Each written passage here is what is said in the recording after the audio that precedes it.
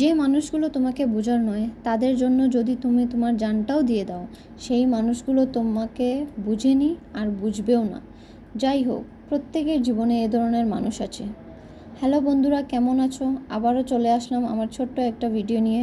ঘুম থেকে উঠে স্নান করে রান্নাঘরে চলে গেলাম। রান্নাঘরটা পরিষ্কার করে রান্নাটা বসিয়ে দিলাম। আজকে তো ইন্ডিপেন্ডেন্স ডে, তাই আমার হাজব্যান্ডের অফিস বন্ধ, কিন্তু আমার অফিস খোলা আছে, তাই আমার অফিসে যেতে হবে। দেখো, আসল কথাটাই বললাম না। স্বাধীনতা দিবসের অনেক অনেক শুভেচ্ছা জানাই সকলকে। রান্নাটা বসিয়ে পাপ্পাকে ঘুম পাড়িয়ে আসলাম। জানি না কত সময় ঘুমাবে, কারণ প্রচণ্ড গরম দিচ্ছে আর ওর গরমে ঘুমাতে পারে না, অনেক অস্বস্তি করে। এই দেখো, বললাম যে বেশি সময় ঘুমাবে না।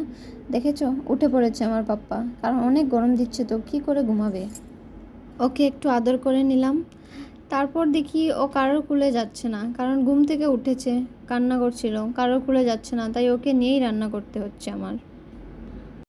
আর এই দিকে দেখো, আমার হাজব্যান্ড এসে আমাকে বলছে একটু হেল্প করবে। আমি বললাম ঠিক আছে, করে দাও, কারণ আমারও টাইম হয়ে যাচ্ছে, ডিউটিতে যাব।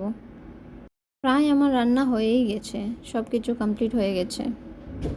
এখন শুধু মাছ তরকারিটা হবে আর করলা আলু পেঁয়াজের একটা ভাজা হবে। বাকি সব কিছু কমপ্লিট হয়ে গেছে।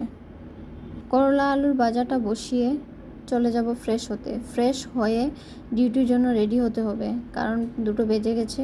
এখন যদি আরও লেট করি তাহলে আর হবে না। তাই জন্য আমার হাজব্যান্ডকে বললাম তুমি বাকিটা করে নেবে, বলেছে ঠিক আছে করে নেব।